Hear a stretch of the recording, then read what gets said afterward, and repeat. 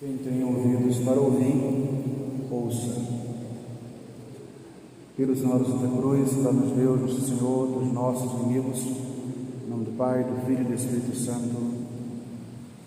Grandíssimo Padre Ednei, caríssimos irmãos, estamos vivendo o santo tempo da Septuagésima. Um tempo muito pequeno, composto apenas de 3 domingos, basicamente 2 semanas e meia. O nome do tempo, Septuagésima, vem do primeiro domingo, que foi domingo passado. Domingo passado nós começamos a contagem regressiva para a festa da Páscoa, a principal festa do ano litúrgico. Septuagésima significa 70 dias antes da Páscoa. Hoje celebramos o domingo da sexagésima, 60 dias antes da Páscoa. É claro que a contagem não é de 10 em 10, é porque a igreja conta não os dias, conta as semanas. Aí depois, no final das contas, dá certinho os 70 dias. E domingo que vem, celebraremos o último domingo desse tempo com o domingo da quinquagésima, 50 dias antes da Páscoa, e no outro domingo a quaresma, 40 dias antes da Páscoa. O tempo da quaresma, como sabemos, é o tempo de preparação para a grande festa da ressurreição de nosso Senhor. Vida, paixão, morte e ressurreição de Jesus. Mas para nós o tempo da quaresma se converteu em tal importância de tempo de mudança, de vida, de conversão pessoal, de luta contra as próprias más inclinações, que a igreja achou por bem não entrar de qualquer modo nesse tempo santo da quaresma. Por isso, esse tempo de preparação para a preparação da Páscoa, tempo da Septuagésima. Hoje nós ouvimos o grande doutor das gentes, o grande doutor das nações, São Paulo, nos falando na primeira leitura. Primeiro ele faz uma espécie de defesa pessoal. Provavelmente estava sendo acusado por algumas pessoas, ou das comunidades, ou pessoas externas, de não ter direitos como os demais apóstolos, demais discípulos, porque ele veio depois.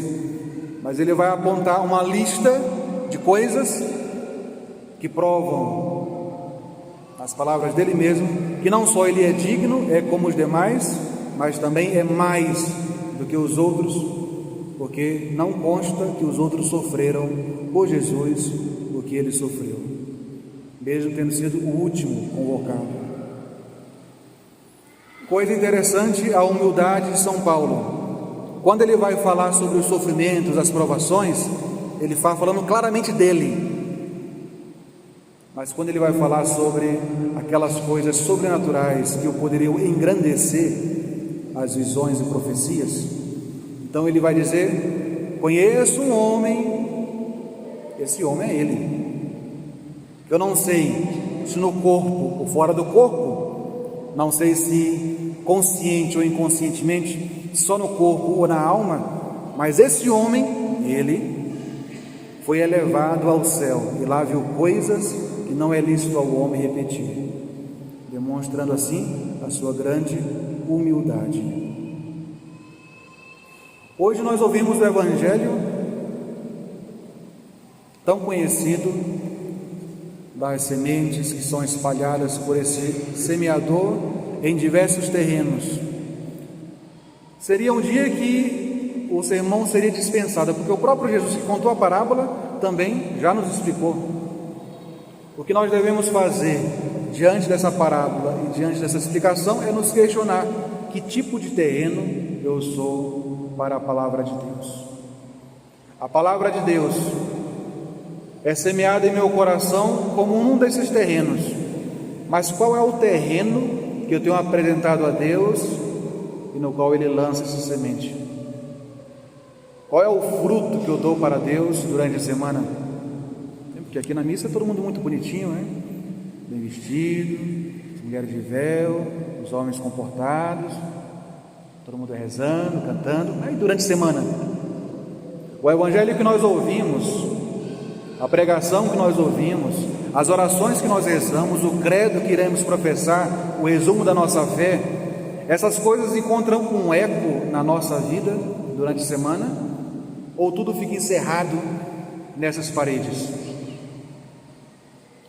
Caríssimos irmãos, esse tempo que nós estamos vivendo, da 70ª, de preparação para a Quaresma, é o tempo propício para pararmos e começar, por exemplo, a pensar. Já que a igreja não quer que eu entre nesse tempo de qualquer modo, o que eu vou fazer durante a Quaresma como penitência?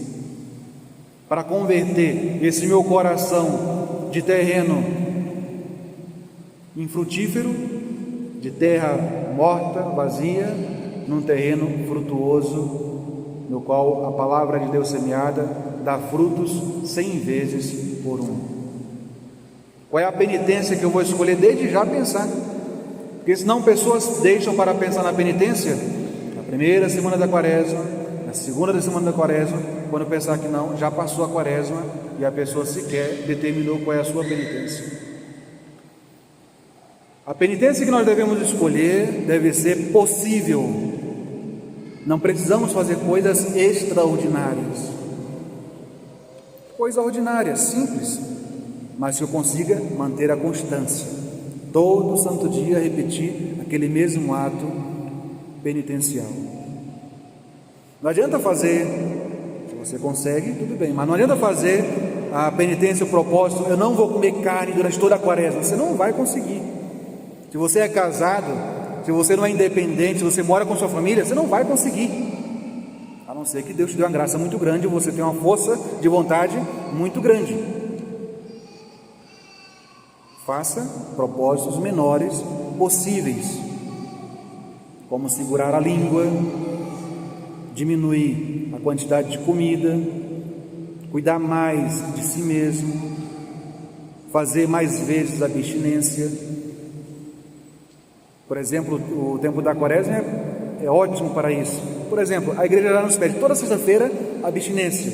Posso colocar abstinência na quarta, por exemplo, no sábado, rezar mais orações durante esse tempo, fazer meditação se ainda não faço, e assim por diante. A cada semana dar pelo menos uma esmola, ajudar pelo menos uma pessoa necessitada. Talvez um vizinho que precise de ajuda financeira, de uma cesta básica, uma criança que você sempre vê na rua pedindo esmola. Faça propósitos possíveis e mantenha-se firme no propósito. E o tempo para pensar nesses propósitos é agora. São Paulo, ao listar os seus sofrimentos, nos convida a nos preparar para esse tempo de penitência, de sofrimento. São Paulo, ao ocultar o seu nome quando fala de coisas boas, coisas espirituais, coisas que poderiam ferir o ego de qualquer pessoa, nos convida a refrear a nossa boca, a nossa língua, a não nos colocarmos como centro da conversa, a não simplesmente omitir o bem, mas omitir a pessoa, eu que faço o bem. O bem foi feito e foi feito para Deus, pronto, acabou. Senão, nós nos convertemos como mais um que nas mídias, nas redes sociais, faz tanto bem, tanta caridade, mas só na frente de uma câmera. Nossa vida não pode ser tão vazia assim. Precisamos preenchê-la com a amizade verdadeira que vem de Deus, com a caridade verdadeira que vem de Deus, com o amor verdadeiro que vem de Deus. Saiamos de hoje dessa igreja com um propósito firme. Essa semana não vai acabar enquanto eu não fizer o meu propósito da Quaresma. E eu serei fiel durante todo o tempo penitencial nesse propósito. A ideia da igreja não é que você faça um propósito para o tempo da Quaresma e acabou a Quaresma, você está livre. Não. É que aquele propósito se torne repetido durante 40 dias, torne-se algo natural em você. Eu vou segurar minha língua, padre, porque eu gosto muito de fofoca, eu vou segurar minha língua. Aí acabou a Quaresma, a pessoa está livre para voltar a fofocar? Claro que não. Durante 40 dias você segurou a língua e agora é natural em você. eu não faço mais fofoca. É essa a ideia da igreja. É esse o espírito da penitência quaresmal. Não é como alguém que vai rezando, pedindo que acabe logo a quaresma, para eu poder voltar àquela coisa que durante a quaresma eu estou tentando lutar para me libertar. Com esses propósitos e bons propósitos no coração, peçamos a Nosso Senhor que nos ajude. Como São Paulo, imitemos o seu exemplo de humildade. Como Nosso Senhor, busquemos levar sempre a palavra de Deus em todos os lugares que nós formos, mas sobretudo nos convertamos sempre em terra boa, para que a palavra ouvida, escutada, seja depois vivida e traduzida em nossas obras. Em nome do Pai, do Filho e do Espírito Santo. Amém.